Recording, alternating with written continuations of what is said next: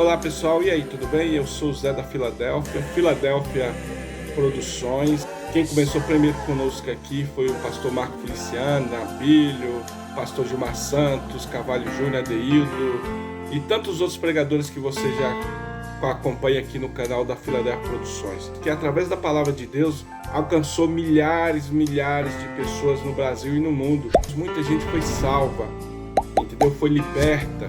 E por isso que eu te peço para você comentar, curtir e compartilhar, que assim também vocês estão ajudando a evangelizar e que a palavra de Deus chegue a todos, tá bom?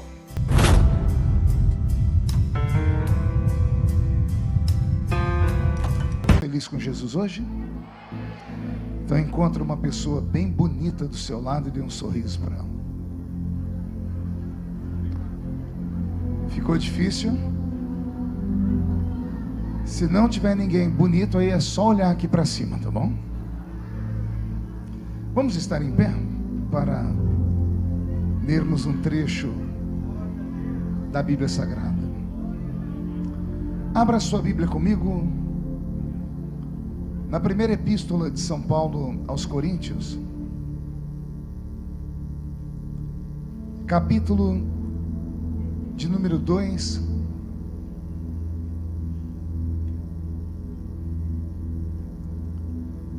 primeira epístola de São Paulo aos Coríntios, capítulo de número 2, e o versículo de número 9. Quem encontrou, diga amém. Mas, como está escrito, aquilo que os olhos não viram, os ouvidos não ouviram, nem jamais subiu ao coração do homem, é o que Deus tem reservado para aqueles que o amam. Vou ler mais uma vez para ver se isso aqui aquece o nosso coração. Mas, como está escrito, aquilo que os olhos não viram, os ouvidos não ouviram, e nem subiu ao coração do homem, é o que Deus tem reservado para aqueles que vieram em Pirituba nessa noite. Feche a Bíblia, coloque no banco, na cadeira, e pegue na mão da pessoa mais perfumada do seu lado. Aperte a mão dele ou dela com carinho até eles falarem aleluia. Pentecostal que não faz barulho, está com defeito de fabricação, não é? Vamos orar. Pai, nós te exaltamos, nós te glorificamos, e nós entendemos que dentro de alguns minutos, e esta linda igreja ficará pequena para o tamanho da glória que o Senhor vai mandar do alto dos céus. Os que vieram tristes começarão a saltar de alegria. Os que vieram se arrastando não voltam para casa se arrastando. Hoje voltarão voando nas asas de um novo tempo. E antes que eu comece a revelar os seus segredos, cerque esta igreja com a sua glória. E num raio de 5 quilômetros, onde houver um demônio alojado, eu dou a esses demônios segundos para sumirem daqui, porque se não sumirem, serão queimados pelo poder da sua glória, que aqui será derramada.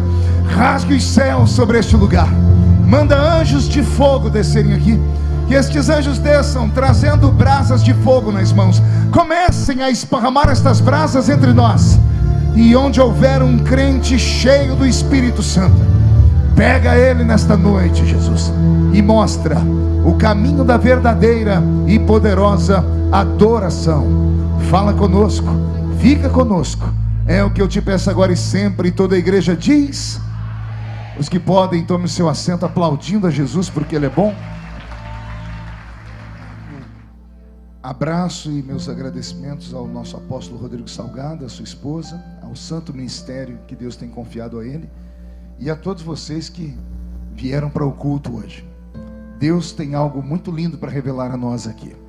Alguém aqui está com fome e sede da palavra? Então olhe para o irmão que está do seu lado, ainda que haja uma certa distância, diga para ele, aperte o cinto, porque nós vamos decolar aqui na presença do Senhor. Veio algum pentecostal para essa reunião hoje? Maravilha. Amados, eu li com vocês hoje um texto da Bíblia Sagrada, que ele é um texto metafísico. Vou usar algumas palavras aqui, espero que ela faça sentido para você. É um texto que transcende a naturalidade. É um texto carregado de espiritualismo. O texto que eu li para todos nós aqui nesta noite, ele chega a ser cabalístico. Ele é cheio de misticismo. E eu espero que essas palavras não te assustem, porque essas palavras deveriam fazer parte da homilia cristã pentecostal. Infelizmente, com o passar do tempo, acabamos nos tornando mais formalistas. As muitas letras acabam arrancando de nós a sensibilidade, e muitos de nós acreditam piamente que todos os problemas podem ser resolvidos na horizontal, ou seja, dentro do contexto do ser humano. Mas aqueles que são, como eu, crentes raízes, criados em igrejas barulhentas, que nasceram dentro de um contexto de profecias, de interpretação de línguas, de sinais, de prodígios, de arrebatamento de sentidos, de cultos de exorcismos, onde os demônios saíam. Quem foi criado nesse contexto sabe muito bem que tem alguma coisa esquisita acontecendo nos nossos dias. Há um vento gelado vindo lá do inferno, e olha que o inferno tem fogo, só que até o fogo do inferno é gelado, porque está esfriando o coração da igreja. E a minha proposta nessa noite é que todos os que saírem por aquela porta saiam fumegando na presença do eterno Deus de Israel. Eu acredito que você, assim como eu, tem assistido estes últimos dias o cristianismo brasileiro se degringolar. Pastores de renome, respeitados, dizendo que a Bíblia Sagrada precisa ser atualizada, dizendo que textos da Bíblia foram mal interpretados. Depois de 2000 anos de cristianismo, depois de 2000 anos de crentes sendo usados como alimento para leões, depois que crentes foram queimados, crucificados, destruídos para que a palavra permanecesse como ela é, esta geração Nutella, esses líderes do oráculo de Satanás, querem destruir o alicerce da fé da igreja. Mas eu acredito que ainda existe um remanescente de Deus aqui, e esse remanescente acredita no que está escrito na palavra. A palavra é o que a palavra diz que ela é. Nós não abriremos concessões para o diabo. Se o diabo quiser deteriorar a palavra, abra ele uma igrejola lá no antro do inferno, mas a nossa está protegida pelo sangue de Jesus Cristo, e o Espírito Santo ainda tem liberdade para atuar no nosso meio. Quem concorda comigo, dê um grito mais alto para empolgar o coração desse pregador. Roberto, mude a música para mim. A carta de São Paulo aos Coríntios, eu amo falar sobre ela, já preguei inúmeras vezes, e vou usar as palavras do próprio apóstolo, que quando questionado de ser às vezes redundante demais, ele dizia: não me canso de falar com vocês sempre as mesmas coisas, porque é a prática que leva à perfeição. Para isso a igreja se reúne. Nós não deveríamos nos reunir para ouvir coisas escalafobéticas, deveríamos nos reunir para comermos o arroz com o feijão, porque o que sustenta o crente é o arroz com o feijão. É bom termos um agitador de águas, é bom termos aí um culto espetacular, mas uma vez a cada 15, 20, uma vez a cada 30 dias. Mas o que sustenta a gente é o arroz com o feijão. Não sei se você já parou para perceber isso, se já pensou nisso. Eu sei que todos gostam de ir no restaurante, comer uma pizza, uma picanha, uma comida italiana, uma comida oriental. É gostoso isso. Mas imagine você tendo todo dia, no almoço, na janta, picanha. De segunda a segunda, 30 dias, 12 meses por ano. Não há organismo que aguente. Da mesma forma, tente comer pizza todo dia, no almoço, na janta, a semana inteira, o mês inteiro. Não funciona, o estômago da gente não aceita. Agora, a gente não enjoa de arroz e de feijão. Você come arroz e feijão no almoço, na janta. Alguns acordam de manhãzinho, outros acordam na calada da madrugada. Por quê? Porque é isso que dá a sustância. O que faz uma igreja permanecer firme não é aquele agitador de águas que vem de tempos em tempos, move as águas e alguém é jogado ali para ser curado. Não, o que alimenta a igreja são os testemunhos, é a comunidade, é a comunhão, são os louvores cantados, às vezes de maneira perfeita, às vezes com imperfeições, é o desafio daquele crente, é aquele presbítero da igreja que sempre que tem oportunidade lê o mesmo texto, conta a mesma história. É isso que dá sustância, porque a prática leva à santa perfeição. Amém, igreja de Cristo? Paulo está escrevendo a carta aos Coríntios, diga comigo, Coríntios. E a igreja de Corinto foi uma espécie de laboratório para o apóstolo São Paulo. Pergunte a mim, por quê, pastor? Paulo havia recém sido chamado para pastorear, junto com o irmão Barnabé, a cidade de Antioquia, que foi a primeira igreja pela qual ele passou. Lembrando que Paulo, antes de ser aceito, foi rejeitado. Então anote isso na sua alma: ninguém será aceito sem antes ser rejeitado. Ninguém será aplaudido sem antes ser vaiado. O apóstolo Paulo, antes de se tornar o apóstolo Paulo, foi rejeitado pela comunidade evangélica de Jerusalém, que era liderada pelo apóstolo São Pedro. O apóstolo São Paulo, quando é escolhido pelo próprio Cristo, repito, não foi o clero da igreja que escolheu Paulo, foi o próprio Jesus Cristo. E a pergunta que sempre fica é essa: por que o Senhor escolheu o apóstolo Paulo, se ele já havia montado o seu colégio apostólico? O Senhor Jesus esteve aqui, teve centenas de discípulos, segregou entre eles 12 e tornou eles em apóstolos, deu a eles a ordenança, e a ordenança era essa: sejam minhas testemunhas em Jerusalém, Samaria, Judeia e até os confins da terra. No meio do caminho houve um entrave. Os pais da igreja primitiva não cumpriram o ID de Jesus. Eles foram fiéis em Jerusalém, Samaria e Judeia. Quando chegaram na Judeia e viram que as igrejas estavam ricas, opulentas, poderosas, eles acharam: não, o evangelho tem que ser somente para aqueles que têm o mesmo sangue do Salvador, que era judeu como Jesus. Então os pais da igreja, Pedro, Tiago, João, deixaram de cumprir o ID pleno. E o que aconteceu? O evangelho ficou somente para os judeus. Também imagino Pedro, coitado, com 2 pregações, ele constrói uma igreja com 8.000 membros. Alguém tem esse conhecimento? Depois de Atos, quando o Espírito Santo desce sobre a igreja, no primeiro sermão, Pedro ganha 3.000 crentes. No segundo sermão, ele ganha 5.000 crentes. 2 pregações, ele tem 8.000 membros. 8.000 membros para quem ele dá o seguinte grito: vendam tudo que vocês têm e coloquem nos meus pés. 8.000 pessoas venderam casas, venderam seus carros de boi, venderam seus sítios, fazendas e colocaram aos pés do apóstolo Pedro, porque acreditavam que Jesus voltaria por aqueles dias. Pedro só fez isso porque perdeu a visão da palavra. Jesus disse para ele: é até os confins da terra. Mas ele se esmerou em ficar entre os judeus. Como Jesus olhou do céu e disse: se depender dessa patota, o evangelho não vai sair de Jerusalém, nem do estado judeu, eu preciso levantar um elemento surpresa. Diga comigo, elemento surpresa. Pergunte ao irmão do seu lado: você sabe o que é isso? Em uma guerra, o elemento surpresa é aquele que aparece e o inimigo não sabe de onde vem, nem como vem e nem por que vem. Só sabe que vem para fazer a diferença. É mais ou menos o que Deus vai fazer com vocês aqui nesta noite.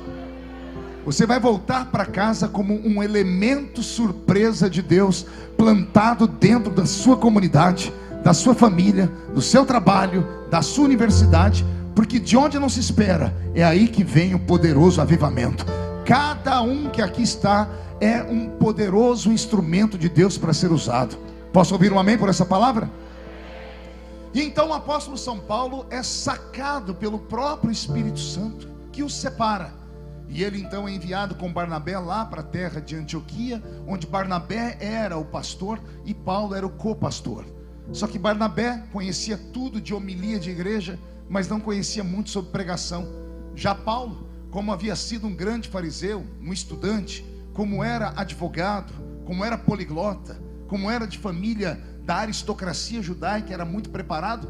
Quando Barnabé lhe dava oportunidade para falar, ele pregava aquelas mensagens que arrancava tatu do toco e sabiá da toca, fazia os crentes saírem da casa embriagados de tanto conhecimento e graça. Diga comigo, conhecimento. Diga graça.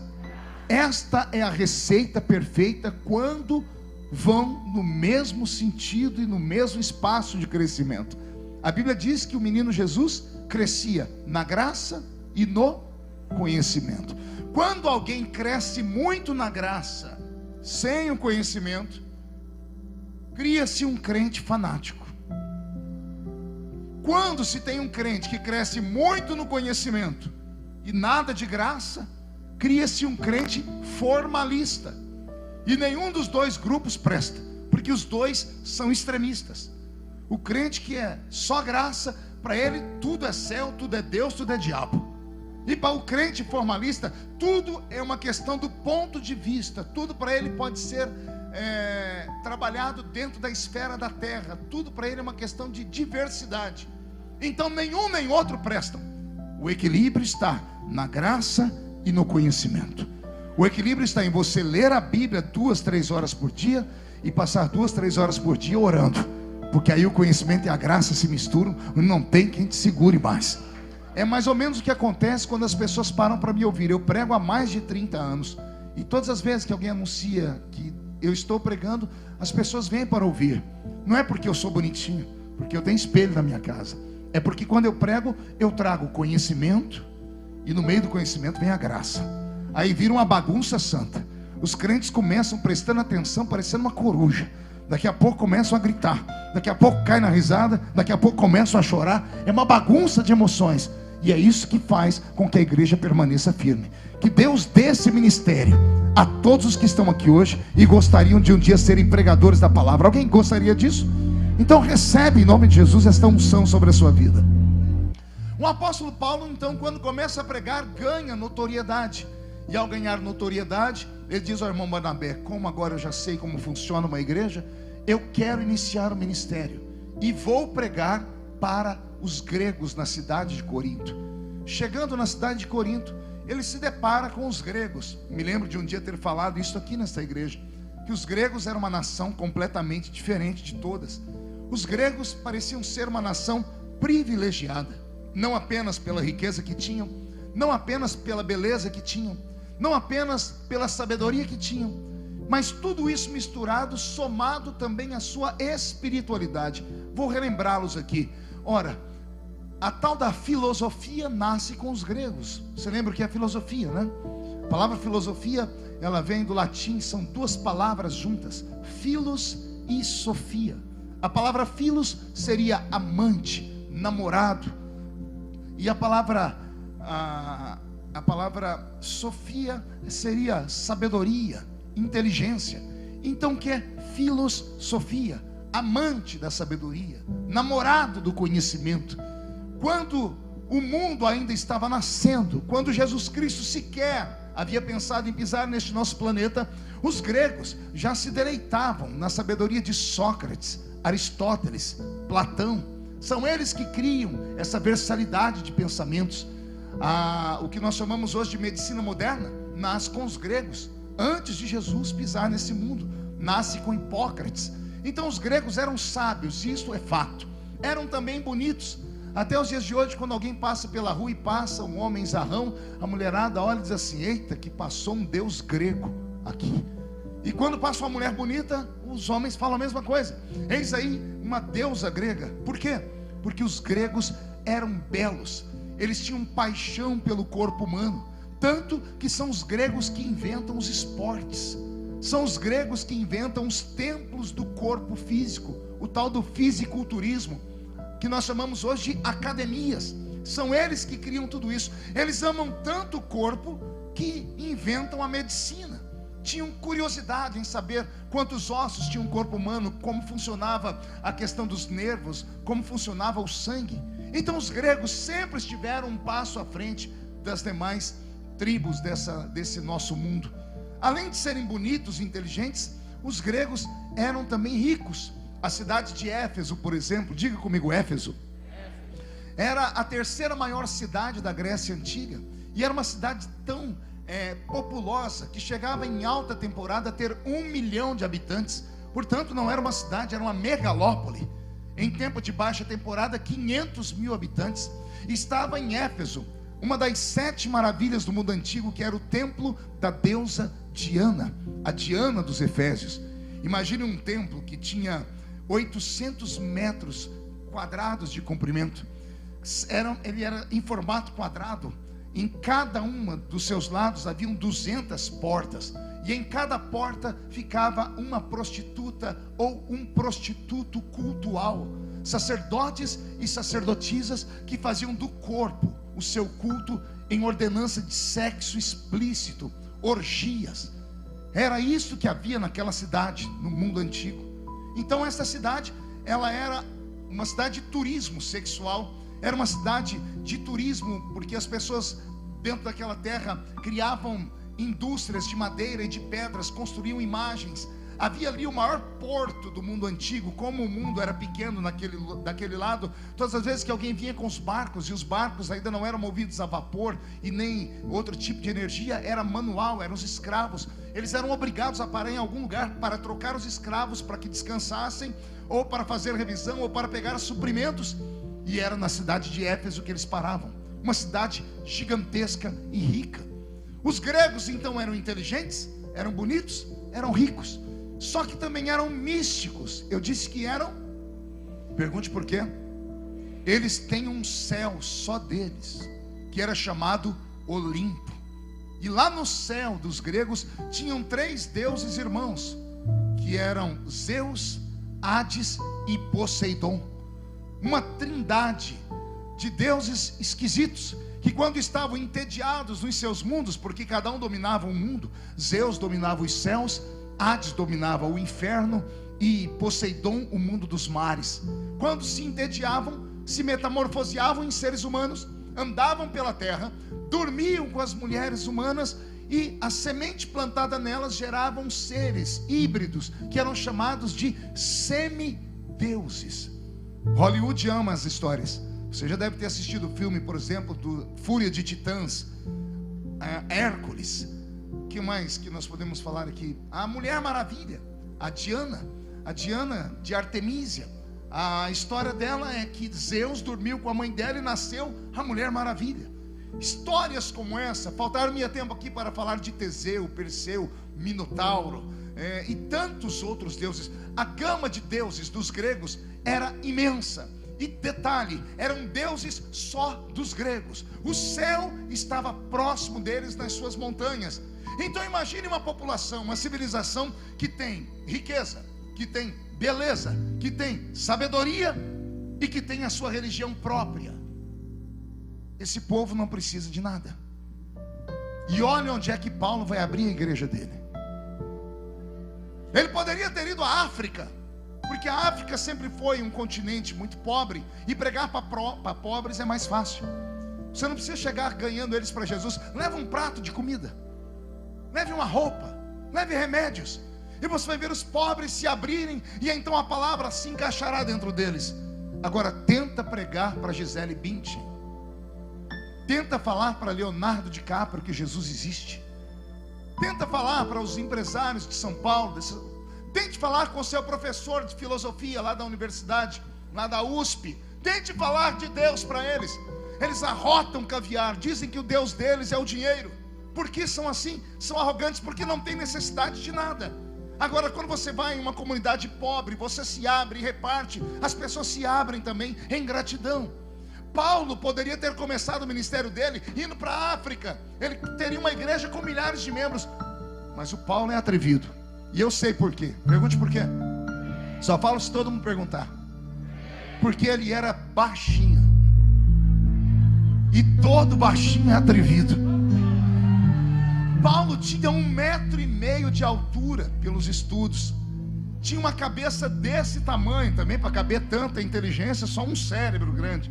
Era calvo por natureza, caolho e manco de uma perna. E você ainda acha que é feio? Esse é o modelo fotográfico de Deus que vai entrar na Grécia, onde os homens amam a aparência, a sabedoria, a opulência. Para eles o que manda é a aparência. E de repente entra pelas portas da Grécia um homem arrastando uma perna, caolho, calvo, nanico, feio de marré.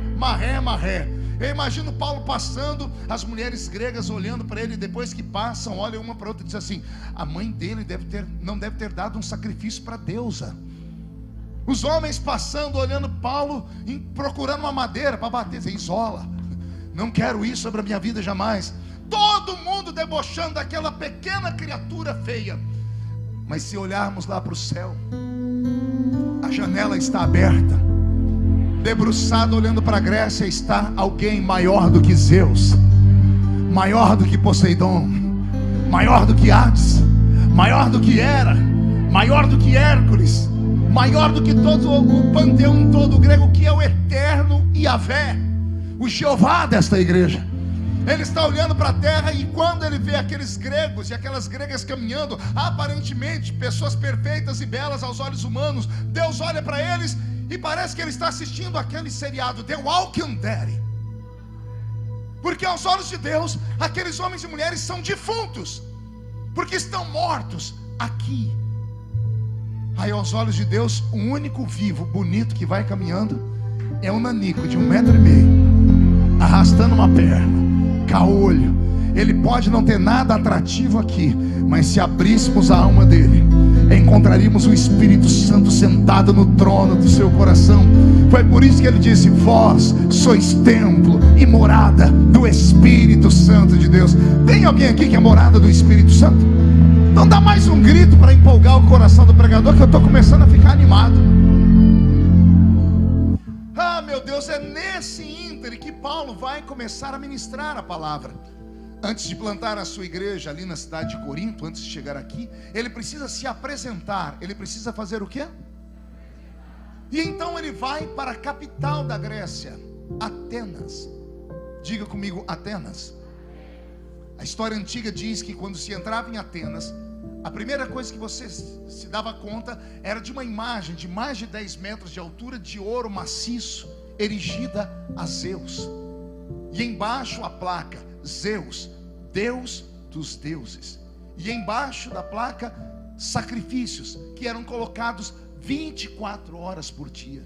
Porque aquela imagem estava bem na entrada da cidade de Atenas, para que qualquer pregoeiro de qualquer outro tipo de religião, ao olhar aquele Deus pomposo, e detalhe, Zeus tinha queixo quadrado, bíceps avantajados, peito estufado, era um halterofilista, era lindo, era um Deus como os gregos acreditavam, bonito e forte. Era para meter medo em qualquer pregador. Mas o nanico Paulo não tem medo. Ele vê essa imagem de Zeus. Mais alguns passos à frente, a imagem de Hades, gigante. Essa não é de ouro, é de outra matéria, porque os deuses eram diferentes, de mundos diferentes. Então lá está Hades, rei dos mortos, Deus dos mortos. E embaixo, sacrifícios.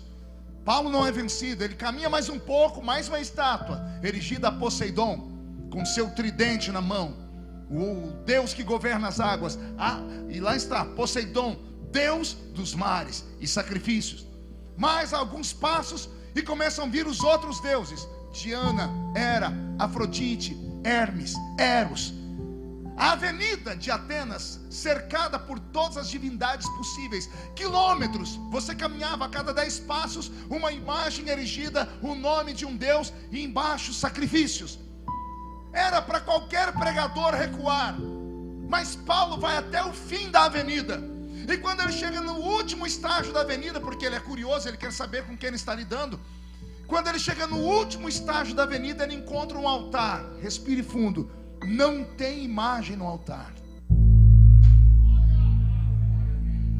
Ele acha interessante porque tem sacrifícios. Ele vê sacrifício, mas não vê imagem. Ele falou: será que é um Deus invisível? Aí ele vai ler a placa: ao Deus desconhecido. Isso você já leu na Bíblia. Ao Deus desconhecido. Quando Paulo lê aquilo, ele entende que os gregos têm tanto medo de desagradar uma divindade, que mesmo não conhecendo, deixaram o altar erigido para ela. Ou seja, não querem problema com ninguém. A sabedoria do nanico é tão grande que ele vai para o centro de Atenas. Havia um areópago, e isso é história, nesse Areópago, como os gregos inventam a tal da democracia, que é a liberdade do direito do povo, é o governo do povo. Os paroleiros, diga comigo, paroleiros, que são pregadores, faladores, contadores de história, tinham sempre lá num final de semana o direito de subir naquele Areópago, que era uma igreja ou um anfiteatro a céu aberto, parecido com isso aqui, só que arredondado, e aqui uma tribuna arredondada. A pessoa subia ali, ela tinha o direito de falar o que ela quisesse. Daí a democracia. Podiam falar, expor os seus pensamentos, e as pessoas subiam ali com as suas neuras, com as suas crises, com as suas ideias. E sempre que aparecia alguém, os gregos, que eram curiosos, paravam para ouvir. E diz a tradição que Paulo sobe naquele Areópago e olha para todos os que estão ali. Era um dia de festa, homens gregos e mulheres gregos. Quando ele sobe, imagine o surto das pessoas rindo da aparência dele. 1,5 metro de altura, no meio de beldades, um homem torto, calvo. As pessoas olham para ele, já chamou a atenção a aparência. E o que eu acho lindo em Paulo é a sua sabedoria. Ao invés de ele começar a pregar a religião, ele começa a dissertar, e ele começa a falar sobre os estoicos. Diga comigo, os estoicos. Os estoicos tinham um pensamento sobre o mundo pós-vida interessante. Então Paulo começa a falar aquilo que os estoicos falavam. Os gregos param para ouvir. Os homens têm curiosidade sobre vida pós-morte e param para ouvir Paulo recitar as histórias dos estoicos. E de repente, quando Paulo fala, a população toda para ouvir. E Paulo então começa a falar mais coisas de outros tipos de pessoas que tinham outras filosofias. E ele consegue atrair a atenção. Ele começa a recitar a filosofia e os poemas dos epicureus. E quando ele começa a falar sobre os poemas, a mulherada ama poema. O marido nem queria ouvir, mas a mulher segura-se. Eu ouvi a sua filosofia, agora escuta o meu poema. E esse moço sabe que fala. E quando Paulo tem a atenção de todos, aleluia, quando ele vê que ele ganhou a atenção de homens e mulheres gregos, ele diz assim: senhoras e senhores atenienses, caminhando pelo centro de vossa cidade, vi o tamanho de vossa fé, que estava estampada nas imagens dos seus deuses a quem vocês sacrificam. Vi também que o temor que vocês têm de desagradar alguma divindade é tão grande, que vocês erigiram um altar a um Deus que vocês não conhecem, e vocês o chamam de Deus desconhecido. E eu estou aqui para revelar a vocês quem é este Deus, porque o sacrifício subiu até ele, e eu sou o sacerdote do Deus desconhecido. Os gregos todos param para ouvir, e ele começa a dizer: sou eu, sacerdote deste Deus desconhecido, e vou revelar a vocês quem ele é. E Paulo começa a falar de Jesus Cristo. E quando ele fala que Jesus encarnou e caminhou pela terra, os gregos dizem: isso faz sentido, porque Zeus, Hades e Poseidon de vez em quando encarnam e se mantém em relacionamento com mulheres. Paulo começa a ganhar a atenção deles, até que Paulo comete para eles uma heresia. Pergunte qual? O meu Jesus, o meu Cristo, ele é maior do que Hades, ele é maior do que Poseidon, ele é maior do que Zeus. E os gregos dizem assim para ele: prove-nos. E Paulo diz: começo a provar. O meu Cristo é maior do que Poseidon. E vou provar. Conheço um amigo que tem a mesma profissão que a minha, que é paroleiro, pregador como eu, que estava com ele dentro de um barco certa vez. Estando dentro do barco, o meu Cristo estava deitado dormindo, e Poseidon levantou uma tempestade contra o barco, e o barco estava indo a pique. Esse meu amigo, que se chama Cefas, também chamado de Pedro, foi lá e acordou o meu Cristo. O meu Cristo ficou de pé e foi para a proa do barco. Ficando em pé na proa do barco, ele gritou com Poseidon. Ele disse: acalma-te, vento, aquieta-te, Poseidon, aquieta-te, mar.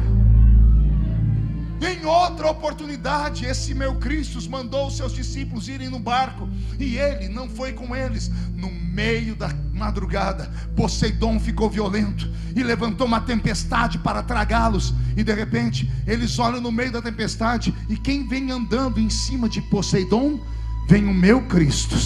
Ele vem pisando em cima de Poseidon, vem pisando em cima das águas. E um dos meus amigos, o mesmo que contou aquela história, gritou assim: se és tu, me manda ir ter contigo. E sabe o que foi que Cristo falou para ele? Vem, pisa em cima de Poseidon, porque o homem com a minha presença é maior do que Poseidon, rei dos mares dos gregos.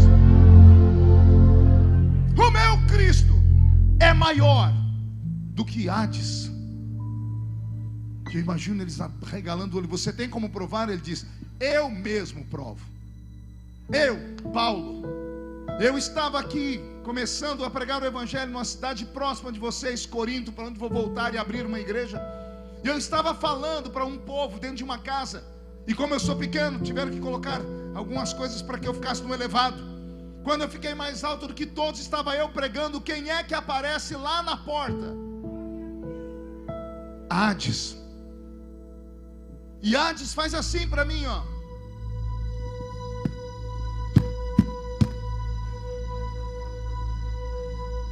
Hades me ameaçou com aquele olhar frio, dizendo: quando tudo terminar, eu te arrasto.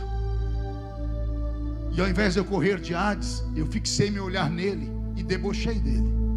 E eu disse assim: ó Hades, ó Hades, onde está a tua vitória, ó Hades? Travada foi uma batalha na cruz, e a vitória sobre a morte foi de Cristo Jesus. Paulo gritou: ó morte, onde está o teu aguilhão, ó morte? E para os gregos, Hades é a encarnação da morte. E Paulo está dizendo: eu que não sou nada, botei a morte no lugar dela, botei Hades no lugar dele, porque Jesus Cristo, quando ressuscitou na cruz, botou Hades para escanteio, porque ele é maior do que a morte. Ele é a vida do próprio Deus neste nosso mundo. E imagina as pessoas apavoradas, e Paulo dizendo: o meu Cristo é maior do que Zeus. E eles dizendo: você tem como provar? Ele disse: esse é o mais fácil de todos. Por quê? Onde está Zeus agora? E todos os gregos apontam para o céu. Não para o céu aqui, para um lugar elevado, para um arquipélago de montanhas chamado Monte Olimpo, porque o céu deles era ali. E todos os gregos dizem: Zeus está sentado ali no Monte Olimpo, está te olhando, e logo logo ele vai te fulminar com um raio mortal dele. E Paulo diz: então o meu Cristo é maior do que Zeus. Por quê, Paulo? Porque quando o seu Deus, que é Zeus, quer olhar os céus, ele tem que olhar para cima, não é? Sim, o meu, quando quer olhar os céus, segundo o Salmo de número 103, ele se inclina. Eu vou falar de novo. O salmista diz que Deus, quando quer olhar os céus, ele não ergue a cabeça, ele se inclina, porque ele está acima dos céus. Ele é maior do que o céu, é maior do que a terra, é maior do que as águas. Foi com esta autoridade que Paulo conseguiu convencer alguns gregos de que Jesus Cristo era maior do que toda a religião deles. E não conte para ninguém. Se você for à Grécia hoje e perguntar para qualquer grego o que ele acha de Zeus, ele vai dizer: é só uma lenda. Um homem sozinho, cheio do Espírito Santo, conseguiu fazer uma civilização inteira de uma nação desacreditar em Zeus, Hades, Poseidon. E o que sobrou dos gregos foi pura mitologia, que os nossos filhos aprendem de maneira interessante, inteligente, e Hollywood transformou em filmes de entretenimento. A verdade combatida, ou dita com muita sinceridade, leva as pessoas à transformação. Paulo, sozinho, transformou a Grécia inteira. Isso merecia um glória a Deus bem alto. Aí Paulo vai e planta a igreja em Corinto. Agora ele já tem habilidades, ele conhece os gregos, sabe como falar. E quando ele planta a igreja de Corinto, ele pede a Deus uma revelação. E o Senhor então diz: a igreja de Corinto será um modelo a ser seguida por todas as igrejas que forem fundadas a partir dela. Qual era a marca da igreja de Corinto? Pergunte a mim. Qual era, pastor? Longe de todas, a igreja de Corinto foi a igreja mais viva já plantada em toda a história. Tanto é que nós vamos encontrar a categoria dos dons do Espírito Santo escritos para a igreja de Corinto. Paulo não falou dos dons do Espírito Santo para a igreja de Éfeso, da Galácia, da Panfilha, da Frígia. Paulo não falou para a igreja de Tessalônica, mas acerca dos dons, ele falou para a igreja de Corinto. E só vamos entender o porquê quando lemos a segunda carta dele aos Coríntios.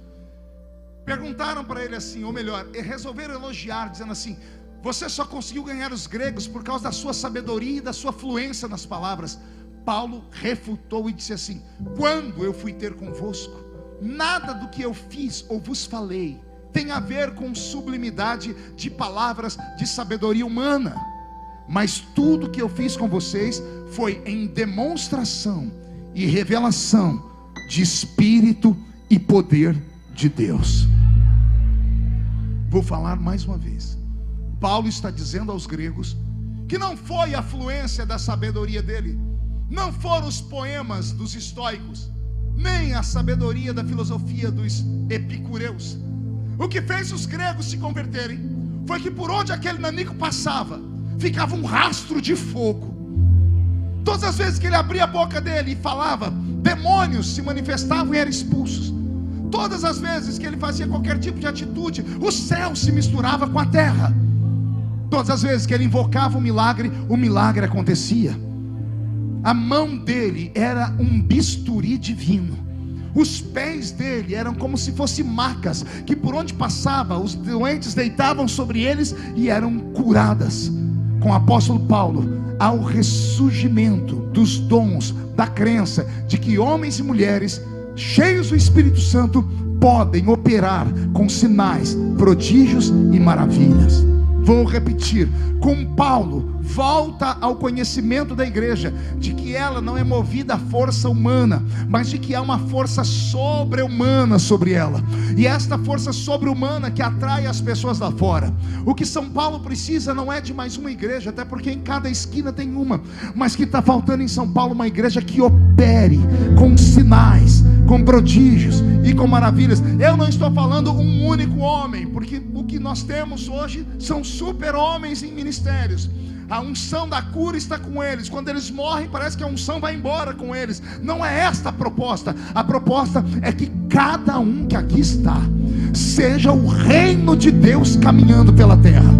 A proposta é que o mais fraco crente entre nós aqui, o mais fraco, saia daqui com a seguinte consciência: sou fraco, mas mesmo sendo mais fraco, eu sou mais forte do que qualquer demônio no inferno. E mesmo sendo fraco, a mão de Deus está sobre mim, e se eu invocar a autoridade virá sobre mim. Será que alguém está entendendo o que eu estou dizendo aqui? Eu estou dizendo que está na hora de nós pararmos de vir para o culto como se estivéssemos indo para um teatro. Igreja não pode ser entretenimento. Você não pode vir só para ver um homem que tem uma fala bonita, uma música muito bem cantada, ou alguém que tem algum tipo de mágica com uma varinha de condão, que ele bate 3 vezes e tem uma revelação de um nome, de um CPF, ou alguém é curado de dor de cabeça. Não é esta a proposta. A proposta é que todos que atravessaram aquela porta e entraram aqui, quando saírem por aquela porta, a sua sombra possa levantar paralíticos. A sua voz pode arrancar pessoas do inferno. Eu não estou pregando para homens e mulheres normais. Os normais ficaram em casa assistindo Faustão. Eu estou pregando para homens e mulheres que querem algo mais, que querem algo maior, que querem algo mais profundo. E se tem alguém que quer, por favor, agora não dá um grito, não. Dá um berro de glória a Deus aqui dentro, meu irmão.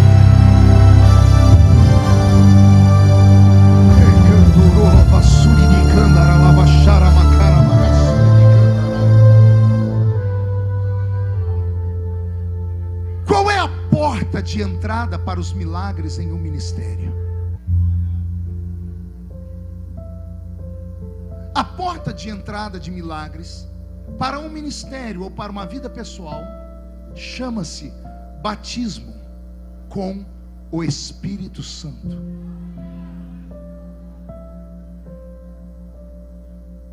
A porta de entrada para que homens e mulheres sejam transformados em caminhantes de 2 mundos chama-se batismo com o Espírito Santo. Por que caminhantes de 2 mundos, pastor? Porque a sua natureza humana te fará caminhar pelo mundo físico, e a sua natureza divina te fará caminhar pelo mundo espiritual. Não dá para perceber o mundo espiritual sendo carnal. É por isso que muitas pessoas entram na igreja, enquanto de um lado tem um irmão voando, dando glória a Deus, falando em línguas, do outro tem uma pessoa babando de sono. É muito esquisito isso.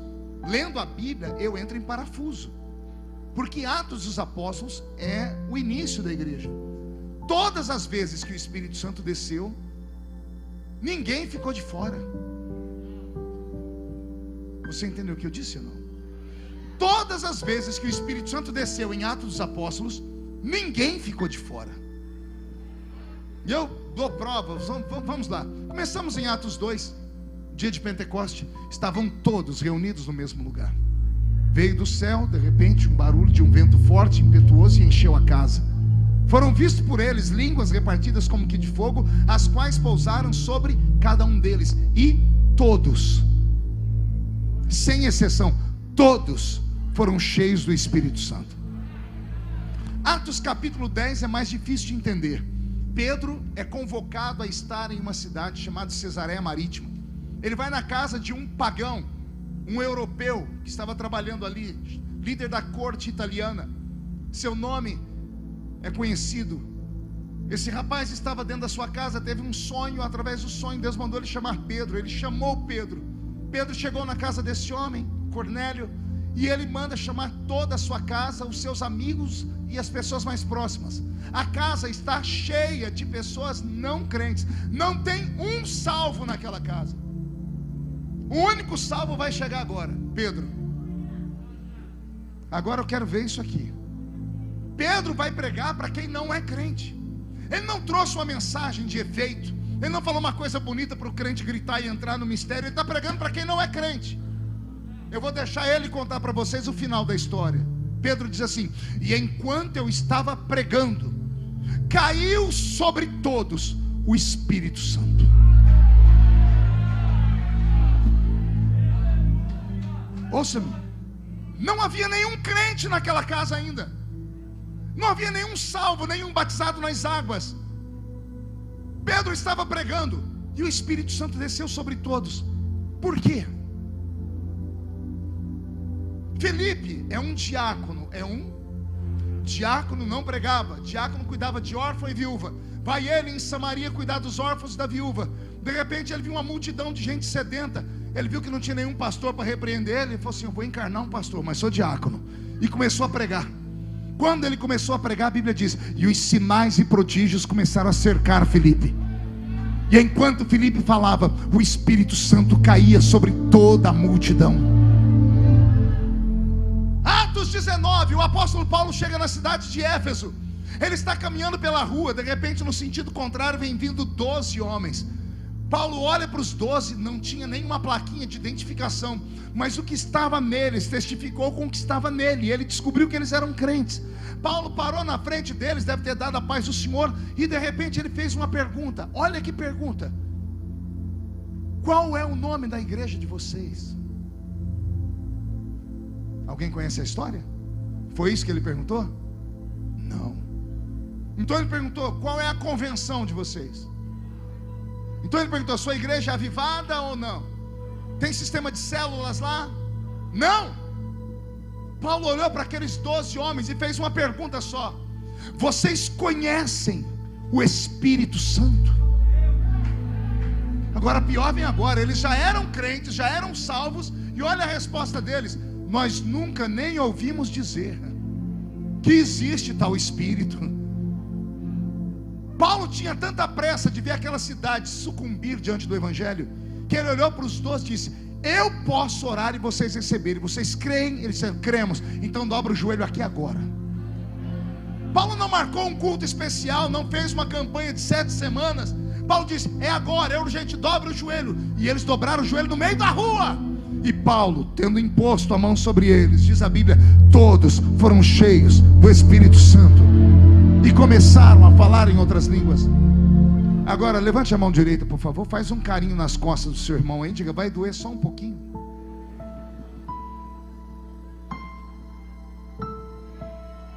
Em Atos, eu dei para vocês exemplo do Espírito Santo descendo sobre a igreja em oração, Atos 2. Descendo sobre quem não é crente, Atos 10. Descendo sobre crentes que não conheciam o Espírito Santo, ou seja, eram crentes reformados, tradicionais, lá em Atos 19.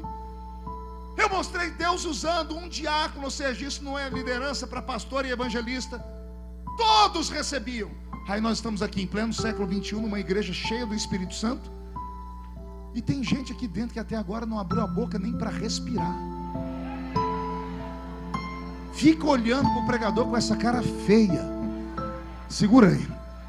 Parecendo que foi batizado num pote de vinagre.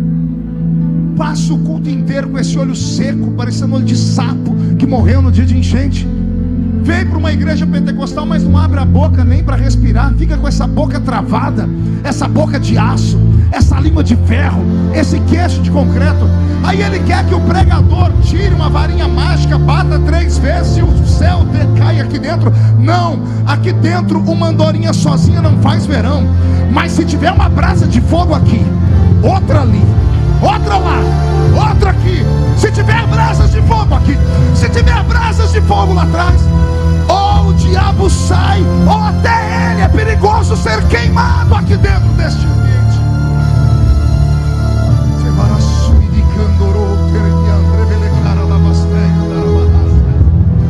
Eu estou com meu corpo todo arrepiado. O Espírito Santo está aqui. E Ele está me dizendo aqui: avisa que eu te trouxe aqui para provocar. O Espírito Santo está te provocando nessa noite. Está te chamando para uma briga espiritual. Chega de ser esse crente capenga. Chega de ser esse crente meia boca. Chega de ser esse crente domingueiro. Chega de ser esse crente que troca Jesus por um quimba de cigarro fumado, que sai daqui e vai pegar a namorada e vai para motel. Chega! Chega de sair daqui correndo para casa para assistir o Fantástico. Está na hora da igreja voltar à prática da oração, buscar o Espírito Santo e voltar a amar esta palavra.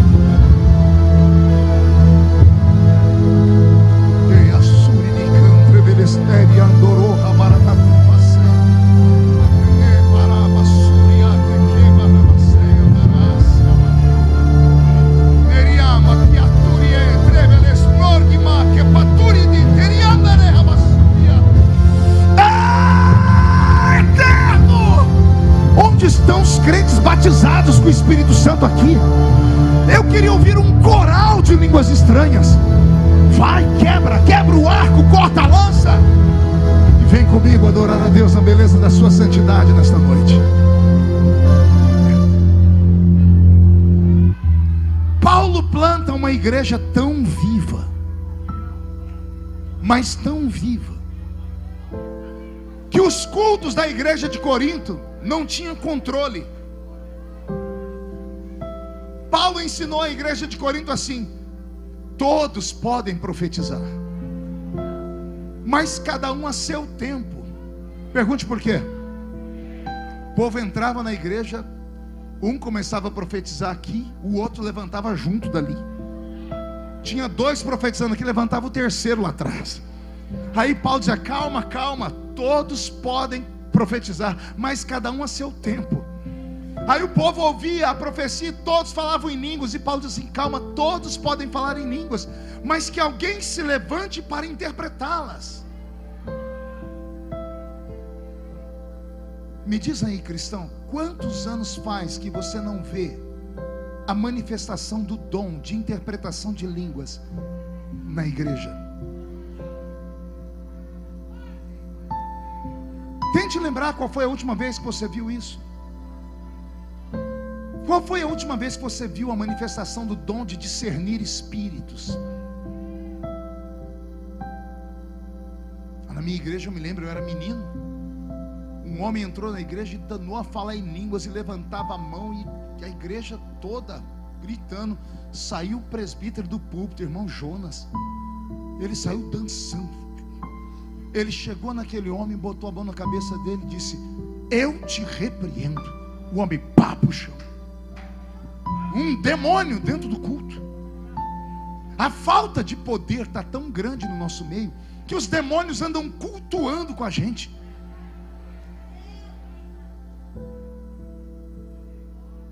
Eu me lembro quando garoto, não precisava marcar culto para expulsar demônio não. Todo culto caía gente endemoniada. Aí um dia eu chamei um irmão e falei: por que cai gente endemoniada aqui? Ele disse: o demônio vem dentro do corpo da pessoa, e ele chega num ambiente como esse, ele começa a ser confrontado com o espírito que está dentro das pessoas, que é o Espírito Santo. Aí os louvores começam a subir e os anjos descem cantando. O céu se mistura com a terra e o demônio do inferno ele não aguenta. Então em protesto ele grita, e quando ele grita, mostra onde está, a gente vai expulsa. Aí eu perguntei para um amigo dia desse: por que não cai mais ninguém endemoniado? Ele disse: porque isso aí era fantasia, isso aí era esquizofrenia. Eram pessoas com problemas de personalidade dupla. Estão arrumando desculpas. Estão falando que não cai mais ninguém endemoniado na igreja porque a igreja está poderosa e o diabo não consegue entrar pela porta. Ai meu Deus, é só você dar uma olhadinha do seu lado e você vai ver se isso procede ou não. Olha a criatura que está do seu lado. Aconteceu alguma coisa de errada. Nós deixamos de viver o evangelho verdadeiro para transformar a igreja num balcão de negócios. Entramos numa igreja com desejo de termos milagres, de recebermos bênção, de pagar a nossa conta, de arrumar alguém para casar, para que a nossa vida seja um pouquinho melhor. Queremos sair da igreja com um patuá na mão. Nossos patuás evangélicos. Não sou contra, eu sei que a fé tem que ser ativada, mas isso não pode ser o principal. Não posso entrar na igreja e sair daqui do jeito que eu entrei. Não posso congregar numa igreja cometendo pecados 24 horas por dia e não ser confrontado. Chegar na igreja, ouvir que mesmo eu tendo feito o pior tipo de erro possível, Jesus me ama. Não posso sair daqui desse jeito, porque uma vida podre impede o Espírito Santo de descer. Se o Espírito Santo não desce, os dons do Espírito Santo não se manifestam. O Senhor está aqui hoje, e Ele quer derramar sobre a sua vida uma unção nova, uma unção de graça, uma unção de poder. Ele quer transformar as suas mãos em instrumentos de autoridade. Onde a sua mão tocar depois dessa noite tem que ficar abençoado. Onde a sua mão tocar depois dessa noite tem que haver modificação de vidas, transformação de história. A sua presença tem que incomodar o inferno. Eu vou profetizar. Amanhã não será uma segunda-feira brava, será uma segunda-feira de revelação. Não se assuste quando você tomar o ônibus ou o metrô de manhã e alguém encostar em você e tomar choque. Não se assuste se você chegar na escola, se voltar às aulas lá e passando perto da sua amiga você falar oi, ela cair endemoniada. Não se assuste se você chegar dentro da sua casa e o Espírito Santo falar com você: vai na gaveta tal, lá dentro tem um objeto assim, queima. Porque a revelação vai voltar, os dons vão voltar.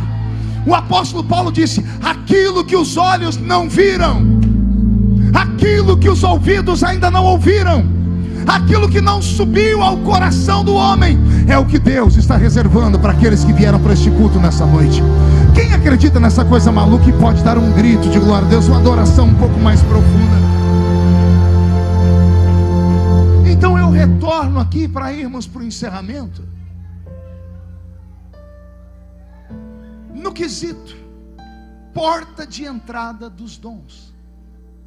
Sem o batismo com o Espírito Santo, nós não conseguimos abertura para caminharmos no mundo espiritual. Deixa eu fazer uma pergunta aqui. Quem aqui dentro é crente em Jesus, mas nunca falou na língua dos anjos? Levante a mão para eu ver. Sem medo, sem constrangimento. Levante bem alto, bem alto. Quem nunca orou na língua dos anjos? Levante bem alto.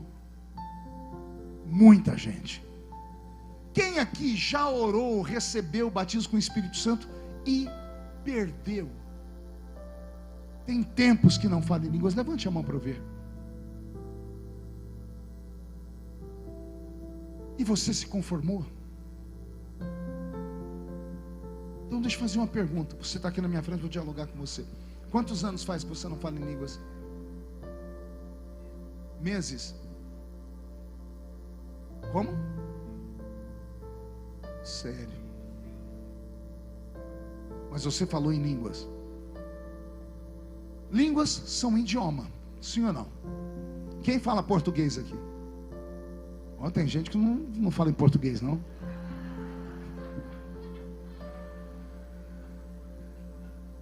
Algum dia você esqueceu a língua portuguesa, não? Chegou num lugar para falar e...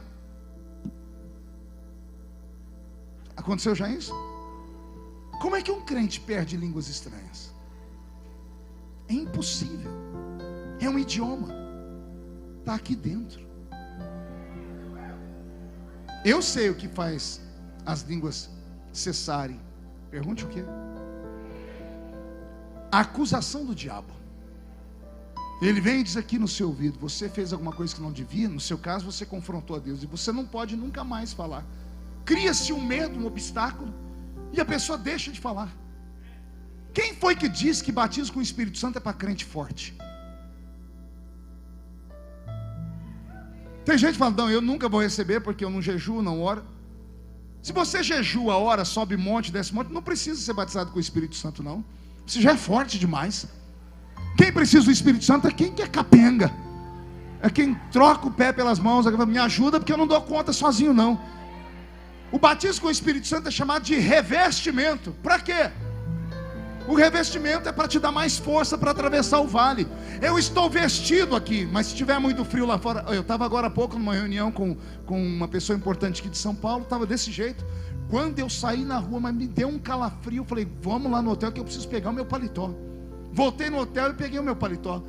Quando eu coloquei o meu paletó, eu estava vestido assim. Ao colocar o meu paletó, eu me revesti.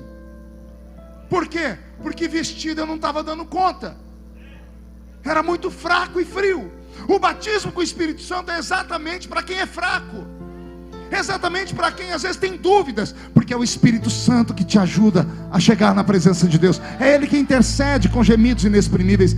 Então nesta noite eu gostaria que todos aqueles que já falaram em línguas uma vez na vida, a começar pelo meu irmão aqui na frente, que você pisasse na cabeça do demônio, do diabo, e falasse para ele: eu estou na casa do meu pai. O meu pai fala na língua do céu e eu falo a língua do meu pai.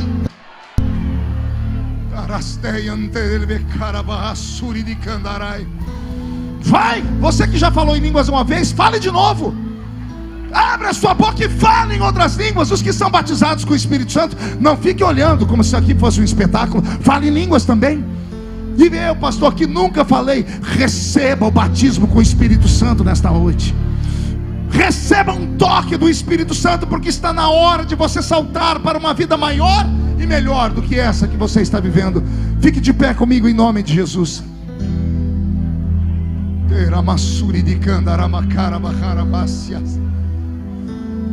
Contra o conhecimento, só a unção. Para ganhar gregos, Paulo teve que trazer o céu e revelar que o céu era verdade. Ninguém que entrou aqui dentro hoje vai sair normal para sua casa. Vou orar como um profeta, para que tudo aquilo que você veio buscar, Jesus te dê nesta noite. Só que para que isso aconteça, é preciso crer. O Espírito Santo só vem quando alguém crê. Ele só desce quando alguém acredita. Ele só se manifesta quando alguém o deseja. Os melhores momentos para que o Espírito Santo se revele a um ser humano são momentos de intensa luta, tribulação e dor. Porque são momentos em que o homem não consegue acreditar mais. Mas quando alguém acredita, mesmo estando no vale, na dor, na angústia, ele consegue atrair o Espírito Santo para perto dele. Há muitos anos eu não conto, que eu vou contar aqui agora. Roberto, mude a música. Eu sou o único pregador do mundo que alcançou reconhecimento internacional. E nunca tive que mudar da cidadezinha onde eu nasci. Eu moro em Orlândia. É lá onde Judas perdeu a bota. Cidade bem pequena. Me converti, me casei, fui consagrado. Rodei o mundo, mais de 80 países do mundo pregando, mais de 4.000 cidades no Brasil. E todo final de semana eu volto para minha casinha, lá no meio do mato. Foi lá que o Senhor Deus me deu essa chamada. Eu era diácono.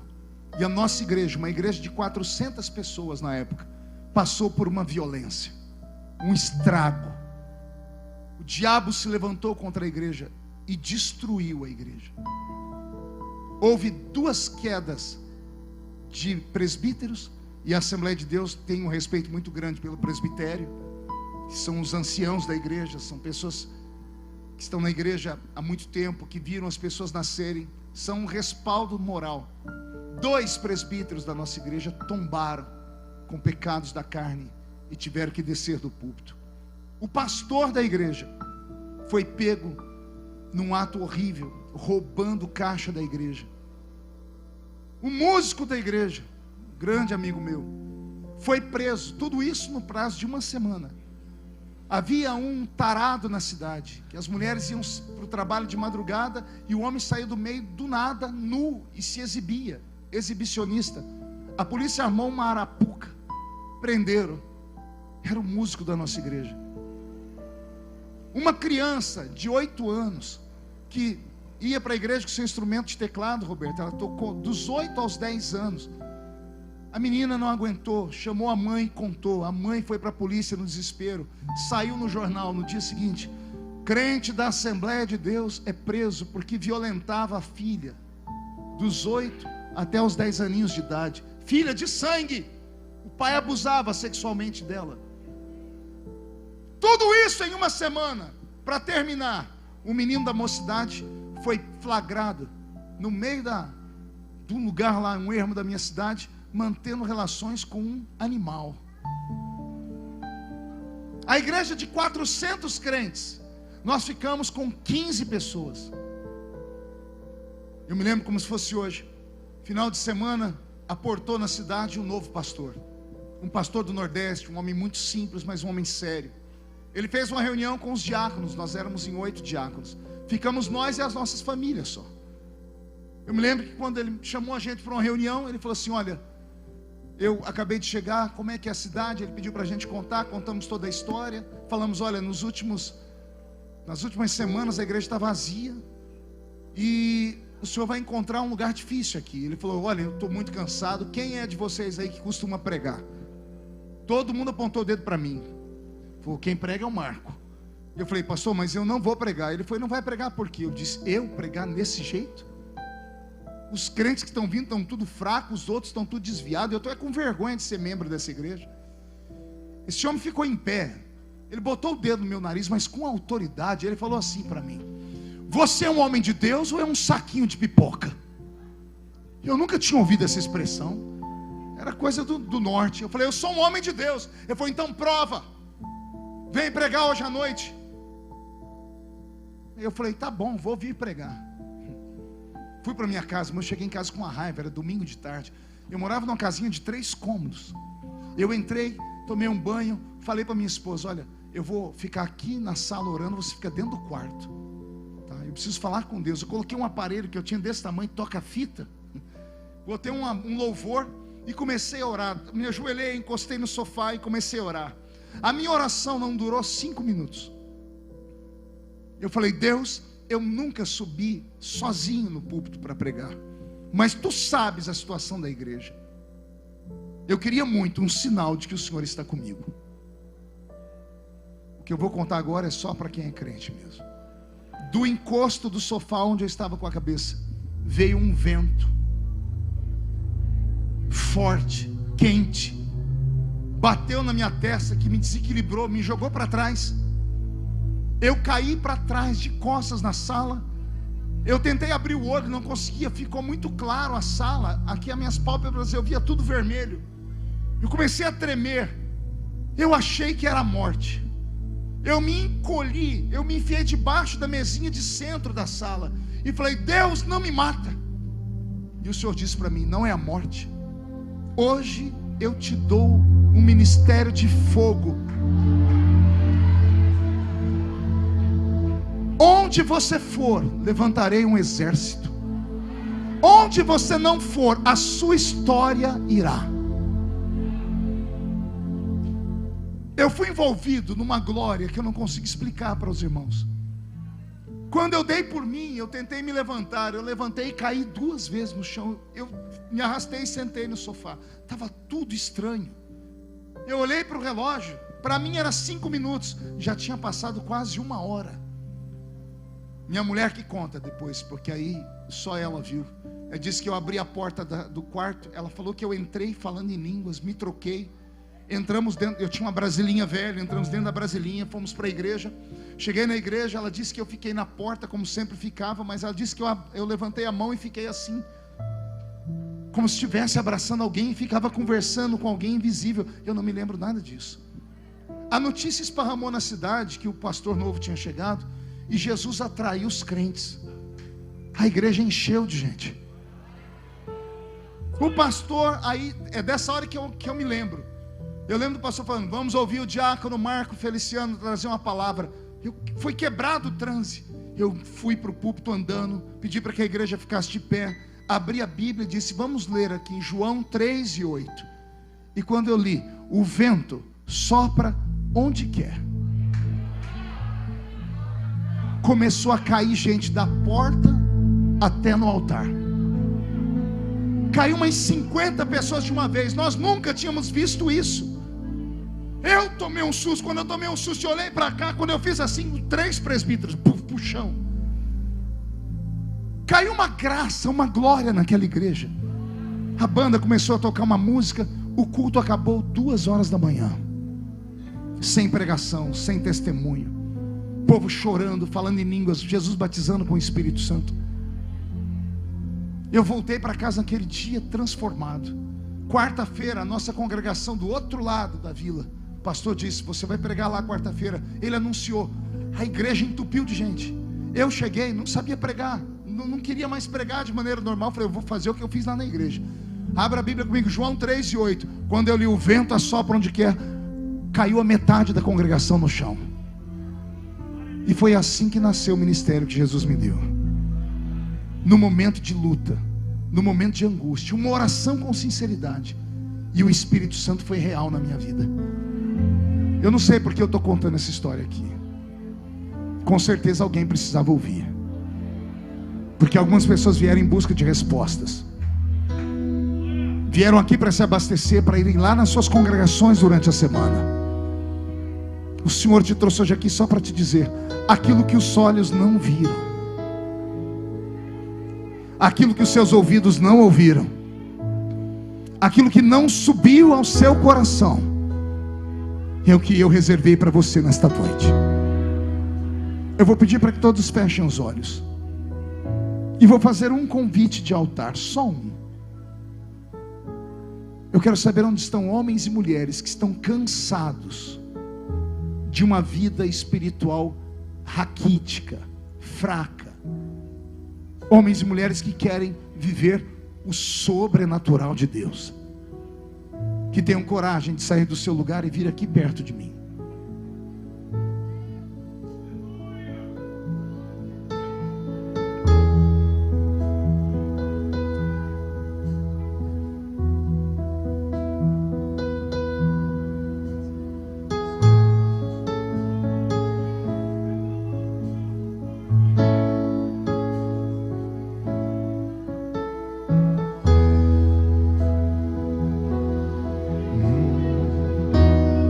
Isso, vem, chega mais perto.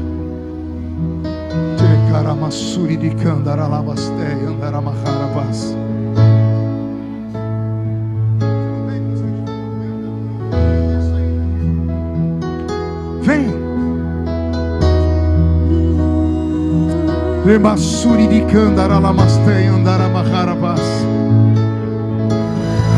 Como profeta de Deus esta noite, profetizo que todos os que vieram à frente, que deram um passo do seu lugar, estão sendo revestidos de autoridade, glória e poder. Nunca mais serão os mesmos. Peço que todos levantem a mão direita aberta ao céu e diga comigo, em nome de Jesus: todos os demônios que vieram contra a minha vida, que roubaram a minha sensibilidade, que roubaram os dons espirituais, venham para a palma da minha mão agora. Feche a sua mão com autoridade. Eu vou contar até 3, você vai jogar no chão e vai pisar em cima, e você vai abraçar pelo menos 3 pessoas e vai dizer para elas: aquilo que você ainda não viu, não ouviu e não sentiu, é o que Deus está reservando para a sua vida. 1, você nunca mais será o mesmo. 1,5, sua família sentirá orgulho de você mais uma vez. 2, quem viver verá para ver o que Deus fará na sua vida. 2,5, um avivamento está se aproximando de nós.